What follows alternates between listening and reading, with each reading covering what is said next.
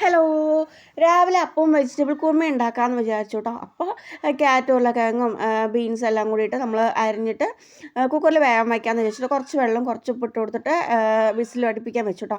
ആ ഒരു ടൈം ആകുമ്പോഴേക്കും നമുക്ക് അരപ്പ് റെഡിയാക്കാൻ വേണ്ടിയിട്ട് തേങ്ങയും മസാലകളും ചേർത്ത് തേങ്ങ അരപ്പ് റെഡിയാക്കിയിട്ടുണ്ടായിരുന്നു കേട്ടോ. അങ്ങനെ നമ്മുടെ മസാലക്കറിയൊക്കെ റെഡി ആയിട്ടുണ്ടായിരുന്നു കേട്ടോ.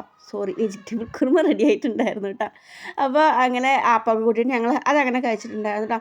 അപ്പോഴേക്ക് കോഴിക്കുട്ടികൾക്ക് തീറ്റ കൊടുക്കാൻ തോന്നിയിട്ട് വേഗം ബാക്കിലേക്ക് ഓടി വന്നിട്ടുണ്ടായിരുന്നു കേട്ടോ. ഇപ്പോൾ പുതിയതായി വിരിച്ചതാണ് കേട്ടോ. അപ്പോൾ അതിന് പൊടിയരിയായിരുന്നു കേട്ടോ. അത് സ്പെഷ്യലായിട്ടൊന്ന് പൊടിച്ച് വെച്ചിട്ടുണ്ടായിരുന്നതാണ്. അപ്പോൾ അത് നമ്മുടെ പെട്ടയ്ക്കും കുട്ടികൾക്കൊക്കെ ഇട്ട് കൊടുത്തിട്ട് ഭയങ്കര ക്യൂട്ടായിട്ടുണ്ടായിരുന്നു കേട്ടോ.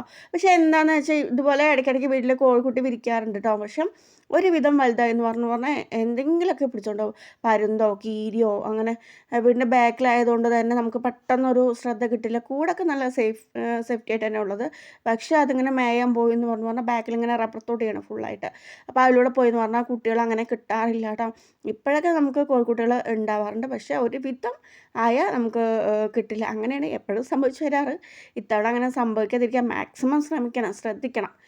അപ്പോൾ ഇത് ഈ വഴി സൈഡ് ഉണ്ടായ പൂവാണ് കേട്ടോ.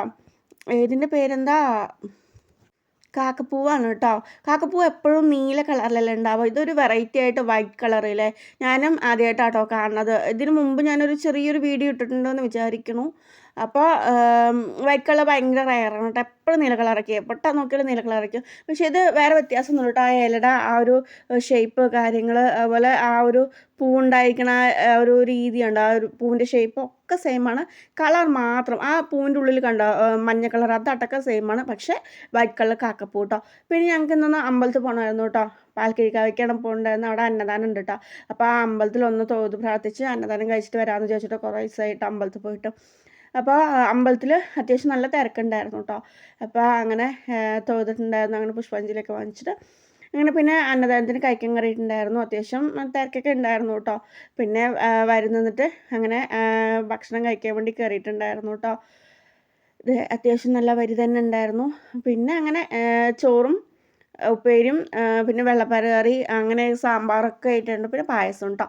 അപ്പോൾ അതൊക്കെ കൂട്ടിയിട്ട് ഒരു ചെറിയ ചെറിയ രീതിയിൽ ഭക്ഷണമൊക്കെ കഴിച്ചിട്ട് അങ്ങനെ തിരിച്ച് വീട്ടിലേക്ക് പോന്നു കേട്ടോ.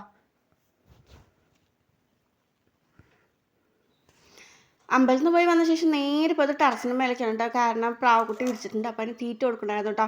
ടെറസിൻ്റെ മേലെയായിരുന്നു കേട്ടോ പ്രാവുകൂട് ഞങ്ങൾ സെറ്റ് ചെയ്തിട്ടുണ്ടായിരുന്നു. അപ്പോൾ ഇതാണ് കൂട് വരുന്നത് കേട്ടോ.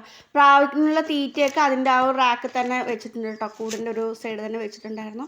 അപ്പോൾ അത് ഇട്ട് കൊടുത്ത് കഴിഞ്ഞാൽ കറക്റ്റ് അതിൻ്റെ ഉള്ളിൽ തന്നെ ഇട്ടിട്ട് അടച്ച് വെക്കട്ടെ, കോഴി കൊത്തി തിന്നിട്ട് ഫുള്ള് തീറ്റകൾ.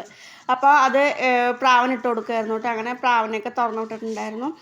ഇടയ്ക്കിടയ്ക്ക് മുട്ടയൊക്കെ ഇടും കേട്ടോ. പക്ഷേ ഇതിനും കുട്ടികളെ കിട്ടാൻ ബുദ്ധിമുട്ടാണ് കേട്ടോ. ഒരുവിധമായി എന്ന് പറഞ്ഞാൽ എന്തെങ്കിലുമൊക്കെ ആയിട്ട് കൊണ്ടുപോകും കേട്ടോ. ഇതാണ് അപ്പോൾ മെയിൻ കാരണം വരുന്നത് കേട്ടോ.